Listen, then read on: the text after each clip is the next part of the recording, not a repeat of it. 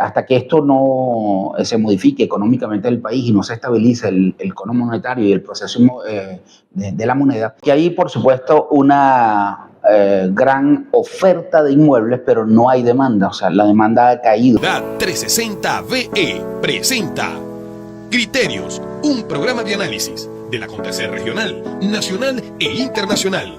El periodista Orlando Erazo y sus invitados que intercambiarán conceptos, opiniones y puntos de vista. Los martes y jueves a las 7 de la noche, por el canal de YouTube Ciudad 360 VE. Bueno, seguimos nosotros con nuestro programa Criterios por Ciudad 360 VE.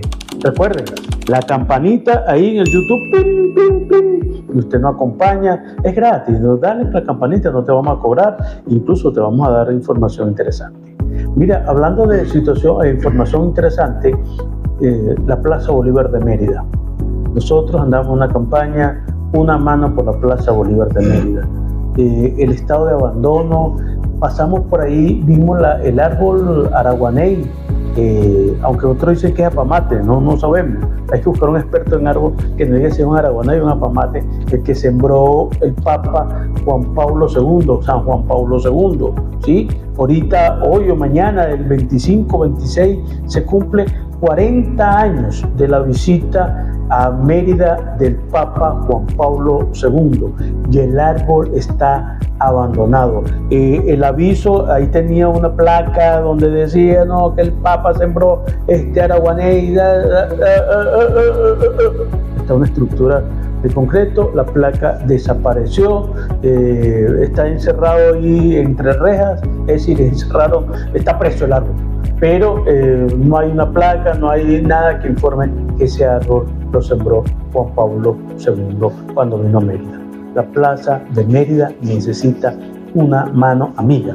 Y nosotros en Ciudad 360, que somos poquitos, ¿no? Somos 4 gatos, a veces somos Marcela y yo que estamos por ahí en la calle, estamos en nuestra campaña Una Mano Amiga por la Plaza Bolívar de Mérida. La Plaza Bolívar es de un municipio, es como decir la sala de la casa, ¿sí? Entonces, si tu sala de la casa está abandonada, ¿qué te imaginas cómo debe estar el cuarto? Mejor no nos metemos ahí. Ya lo sabes, Una Mano Amiga por la Plaza Bolívar de Mérida. Nosotros hoy vamos a hablar de un tema también que nos llama poderosamente la atención, y es el aumento de la venta de vivienda en Mérida. Hemos visto cantidad de carteles, se vende, pero no hay quien compre.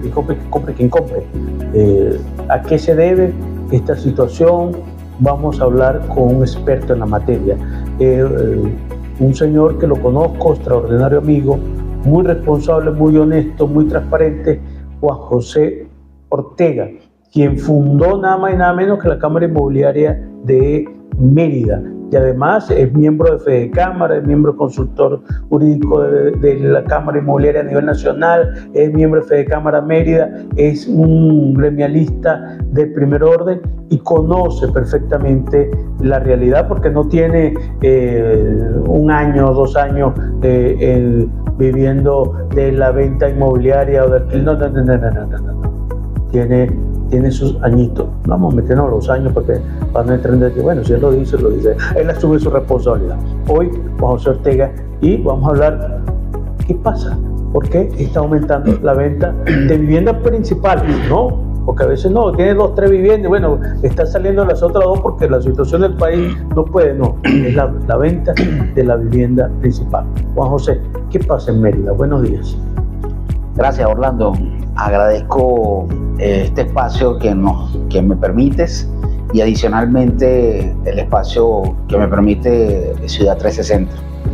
Un canal informativo interesante y además importante en la ciudad que hace mención de situaciones que ameritan el día a día tomar en consideración, como lo que acabas de mencionar del araguaney que sembró el Papa hace 40 años, imagínate, o sea, ya estamos poniéndonos viejos. Son 30 años que porque tengo. Yo estaba ahí, yo estuve ahí. No, es que yo estuve ahí, yo fui una de las personas que integró la comisión que recibió de la juventud, de los jóvenes universitarios que recibieron al Papa, y tuve la oportunidad que él nos diera la bendición y estar con él. Y cuando nombrabas cuando nombrabas esto me transporté hace 40 años atrás y oye, el tiempo ha pasado bastante. Por supuesto que sí. Tengo 30 años en el sector inmobiliario y actualmente estoy dentro del Consejo Superior de la Cámara Inmobiliaria. Fui fundador de la Cámara Inmobiliaria en el año 2005. Tuve 13 años como presidente. Actualmente quien preside nuestra institución es la licenciada Dayana Angulo, extraordinaria corredora inmobiliaria, extraordinaria empresaria, una persona que está haciendo un trabajo excelentemente bien dentro de lo que es el sector inmobiliario. Fui miembro, sí, en este momento, ¿no? Fui miembro de Fede Cámara, como director de Fede Cámara, representando a Mérida en el sector construcción, el sector inmobiliario. Comienzo diciéndote, hago todo este paréntesis para el que no conoce pues la trayectoria, sepa de por qué estamos aquí, qué es lo que nos hace tener el carácter y de poder con mucha propiedad pues conversar y manejar el tema. Si bien has visto que hay una exacerbado anuncios o avisos en la ciudad producto de la venta de los inmuebles, no solamente es en la ciudad de Mérida, es en el contexto nacional, a nivel nacional. Mérida, por ser una ciudad que tiene 8 avenidas y 40 y pico, 50 calles, por supuesto a nivel central, y el resto paralelo de urbanizaciones, pues se nota más. Ese aviso es escándalo. Porque ese aviso puede llamar mucho la atención, claro que sí. Pero aún así, no hay un proceso de oferta y de demanda violento, permanente, porque hay, por supuesto, una gran oferta de inmuebles, pero no hay demanda. O sea, la demanda ha caído y no solamente en este momento, ya viene dándose de manera sistemática. Y haciendo un recuento rápidamente. Es decir, hay quien venda, pero no hay quien compre. No hay quien compre. Entonces, fíjate, si bien estamos hablando de aproximadamente unos 15 años atrás, nosotros pudiéramos, hablando de Ciudad 360, porque estamos en la ciudad de Mérida, Estado Mérida, Venezuela, podemos hablar con ejemplos bien puntuales. Un apartamento en el conjunto residencial Rodeo en la Avenida Las Américas, en su momento, cuando estaba en construcción, entre 15 y 18 años atrás, estábamos hablando, cuando se estaba dando la venta primaria, entiéndase como venta primaria, la primera vez que la constructora construye el inmueble y lo entrega al primer propietario, es decir, el inmueble está en gris, lo vende por primera vez, ese es mercado primario, cuando el constructor construye, valga la redundancia, bien con créditos propios o con créditos externos, como lo hacía anteriormente a través de la ley de política habitacional. Fíjate que cuando Chávez en el año 2008 promulga la ley de vivienda y hábitat en el 2005-2008, esto fue una ley que ayudó extraordinariamente a la población y hubo un auge, un proceso de oferta y demanda tremendo en el país. Yo me atrevo a decir que más de 7-8 millones de venezolanos adquirieron vivienda porque fue una ley es una ley supremamente importante. Lo que pasa es que el desfase con el tiempo de la economía desequilibró absolutamente todo y la capacidad financiera o de ingreso que tiene en este momento el venezolano no le da para poder optar por un crédito hipotecario. Es decir, la cifra de lo que gana no da para poder financieramente, hipotecariamente, pagar una cuota a 20, 25, 30 años. Hasta que esto no se modifique económicamente en el país y no se estabilice el cono monetario y el proceso de la moneda y aumenten los sueldos y salarios, no habrá nuevos créditos y la ley podrá haber sido una ley extraordinaria, porque siempre lo dije. Yo no sé si tú recuerdas que en alguna oportunidad estuve en tus programas anteriores y decía que la ley de vivienda y hábitat fue una de las mejores leyes que se crearon en su momento en América Latina, y eso abrió un compás tremendo. Y por supuesto el gobierno de una u otra manera presionó a la banca colocó recursos de su torta completa, de su porcentaje total, colocó recursos propios, y adicionalmente a eso, a través de lo que era el CONAVI, que después pasó a ser el Banco Nacional de la Vivienda, fueron aportados los subsidios habitacionales y los créditos hipotecarios, que hoy en día sigue funcionando y hay millones de viviendas todavía hipotecadas. Chávez sí tenía un plan para ayudar a la gente a que tuviera vivienda. Mira, me atrevo a decirte con toda sinceridad y con toda transparencia, porque hay que reconocer las cosas como tenemos que reconocerlas. Si bien ese plan fue criticado por algunos y fue alabado por otros, yo como experto inmobiliario estoy de acuerdo de que fue una ley extraordinaria. Aportó mucho al país Y si bien se dice que esa ley formaba parte dentro del marco de seguridad social que había constituido o tenía ya constituido para ser promulgada el gobierno de Caldera en el periodo anterior a Chávez, pues nunca se sacó, nunca dieron el paso. O sea, dentro del gobierno de Caldera nunca se dio el paso, y estaba dentro de ese marco de seguridad social una cantidad de leyes, el seguro social, la materia de vivienda, etcétera, pero nunca dieron el paso. Cuando entra el gobierno del presidente Chávez, por supuesto, aceleraron todas estas leyes, fueron promulgadas, y adicionalmente a eso hubo una ley supremamente importante, y no podemos obviar esto porque la gente debe conocerlo, que fue la de protección al deudor hipotecario. Porque si bien hay países como España que una persona tiene un crédito hipotecario, le aprueba un crédito hipotecario, y si la persona deja de pagarlo, la persona inmediatamente es demandada por el banco. Entonces, hoy por hoy le quitan la vivienda, no solamente le quitan la vivienda, sino que lo colocan en la calle, lo dejan sin vivienda, le colocan todas sus pertenencias en la calle, y adicionalmente a eso la persona tiene que seguir pagando el inmueble. O sea, si le vas a quitar el inmueble, no debería terminarlo de pagar. Ahora, si le vas a dejar el inmueble, paga. Pero ¿qué sucede? Y estas son cosas que hay que decirlo porque la gente no lo conoce. Y te lo digo yo porque evidentemente conozco la dinámica española, toda mi familia son españoles, etcétera. En España se da un proceso de suicidio por año cercano a los 1.000 y pico de personas. O sea, investiga esto para que te des cuenta que es una realidad, y es tremendo porque estos suicidios vienen por personas muy adultas, muy mayores, por el desahucio, se llama el desahucio habitacional, y producto del desahucio, las personas cuando han ido a un tribunal con la policía a hacerle el embargo y a quitarle el inmueble, la persona decide, como ha pasado en miles de casos, decide lanzarse del edificio o suicidarse antes que quedar en la calle desvanecido. Ahora, viendo este escenario y todos los escenarios internacionales, en su momento se creó la ley del deudor hipotecario. Es una ley supremamente importante porque protege a la persona, y hasta el día de hoy, producto de la ley de vivienda y hábitat, a nadie le han quitado una vivienda, aun cuando no la haya cancelado.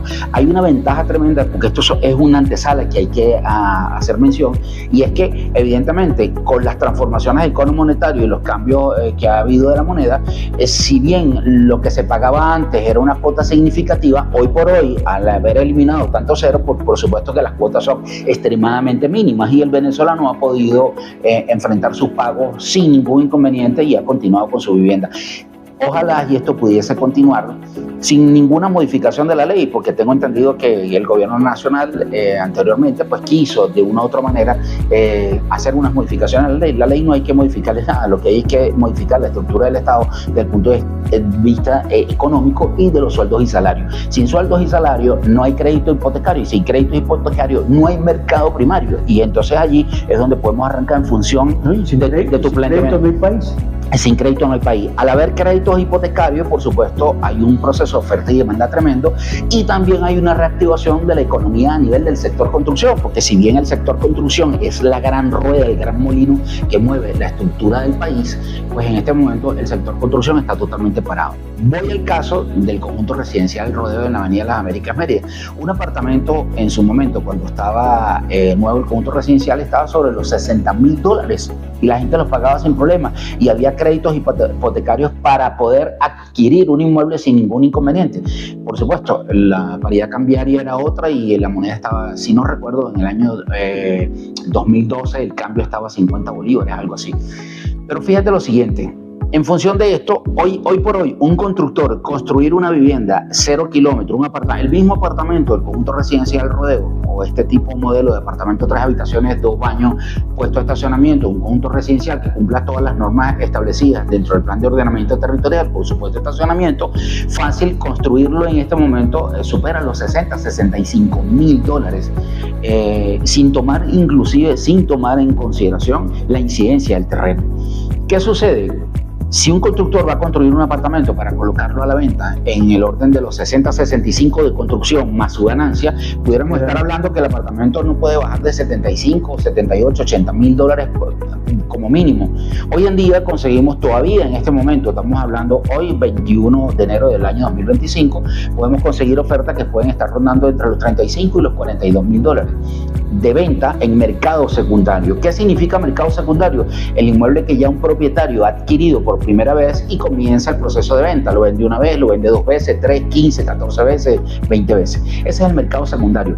Hoy en día en el país, de hace aproximadamente unos 10 años, 8 o 10 años aproximadamente, el mercado, la dinámica del mercado se ha movido en función del mercado secundario. No hay mercado primario porque ningún constructor va a construir a pérdida y va a construir para dejar los inmuebles congelados, porque nadie va a comprarle un apartamento en gris entre 60 y 80 mil dólares cuando el mismo apartamento con todos sus pisos y todos sus corotos y todas sus cocinas empotradas y totalmente arreglado puede estar en el orden de los 38, 40, 50, evidentemente depende de la ubicación, de la posición, del conjunto residencial y eso es trato. Pero por supuesto no hay mercado primario, nos hemos ido a un mercado secundario y aunado a esto, esa cantidad de avisos que tú ves es por supuesto la situación económica y política del país, porque no nos podemos, a pesar de que nosotros dentro del sector, particularmente dentro del sector empresarial, no estoy participando en política, no podemos ser no observadores de esta situación, tenemos que hacer contestes de lo que está sucediendo. Hay un proceso político, una pugna interna de parte y parte, no vamos a entrar en el detalle porque no es el tema de este momento, pero todo esto ha traído, por supuesto, un proceso inicial que ha sido una diáspora de personas que han salido del país y evidentemente parte de todos estos inmuebles no son ni un mercado adicional de inmuebles que tiene la persona como segunda o tercera vivienda, porque realmente eso no existe en el país. Es un segmento muy, muy pequeño el que pudiéramos hablar de que la persona tiene un inmueble principal y tiene 1 o 2 inmuebles adicionales. Esto no se da en el país. El segmento es muy bajo, a diferencia de otros países donde sí pudiese haber una vivienda principal y la persona es inversionista y tiene 3, 4, 5 inmuebles. Claro, uno en la playa, etcétera. Hace años, estamos hablando hace 40 años, 30 y pico de años o 20 y pico de años hacia atrás, pudiéramos darnos el lujo de haber tenido nuestra vivienda principal en Mérida y una casa en la playa, etcétera, Margarita, pero ya eso hoy en día, hoy por hoy, todas esas viviendas secundarias fueron vendidas y ya hoy en día lo que realmente se vende es la vivienda principal, es la vivienda de uso familiar, bien porque la persona, vamos a analizarlo en el contexto real de la situación, bien porque la familia creció, los muchachos emigraron, la familia quedó sola, murió el abuelo, murió el padre o la madre, ya la casa queda sola, o porque la familia sencillamente fue migrando, ya se fueron, se retiraron, el inmueble está solo y han decidido pues vender.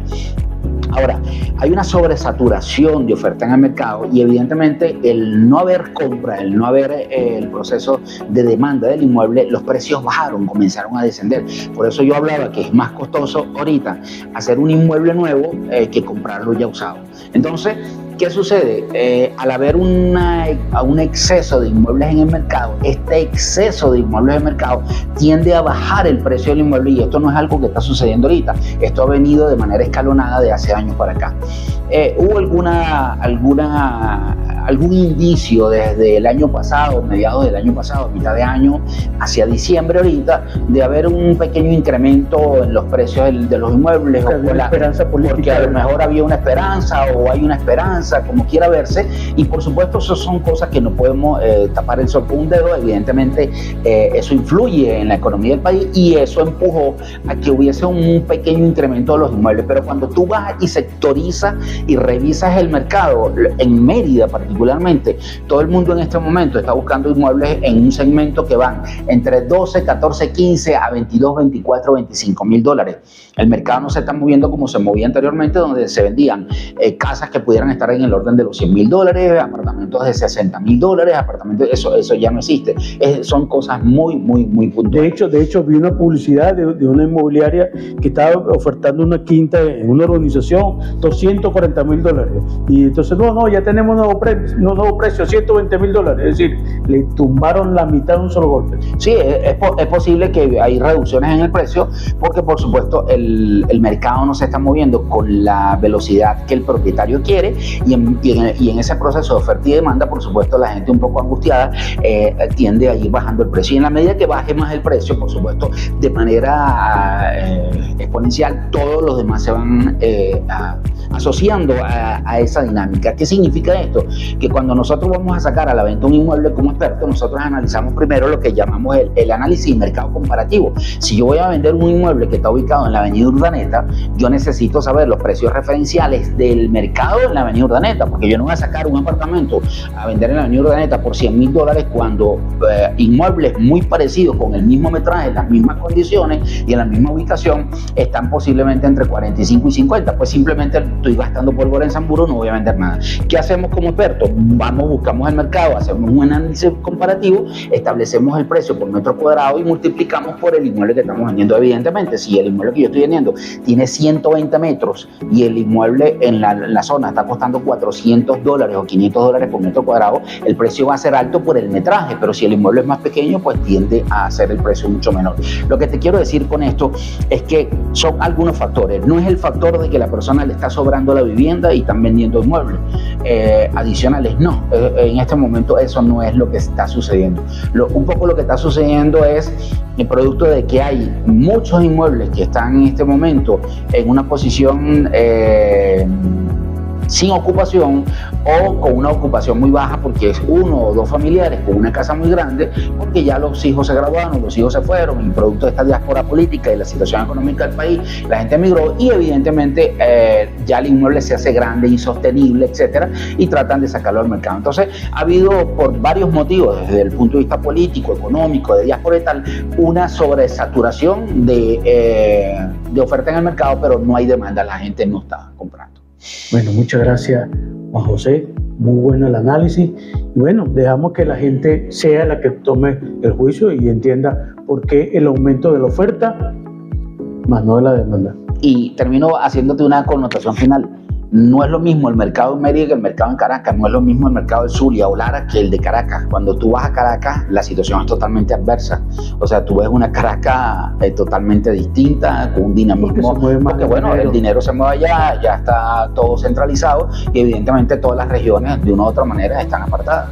Pero mientras un inmueble de primera aquí puede estar sobre los 60 en un apartamento, un inmueble estamos hablando de tipo apartamento, de primera pudiera estar entre los 50 y 75 mil dólares, en Caracas tranquilamente pudiera estar costando 250 mil dólares. O sea, son los altibajos del mercado, pero así es que como se está moviendo la economía. Sí, y más lejos de la provincia, más barato. Más barato es, por supuesto, así es. Muchísimas gracias, Orlando. No, interesante, y antes para cerrar, Mérida era el sitio para ya la gente mayor se venía a descansar, no, ya no, sigue siendo, porque inclusive muchas personas que están vendiendo en Caracas y en otras partes centrales del país, Carabobo, Aragua, y a lo mejor el precio es un poquito más alto que Mérida, por supuesto, le alcanza para comprar una buena vivienda en Mérida, retirarse y le queda un dinero. Eso está sucediendo, pero el mercado está segmentado y la gente no quiere pagar más de lo que debe ser en este momento. Entonces la gente también se ha cerrado y prefiere esperar y no vender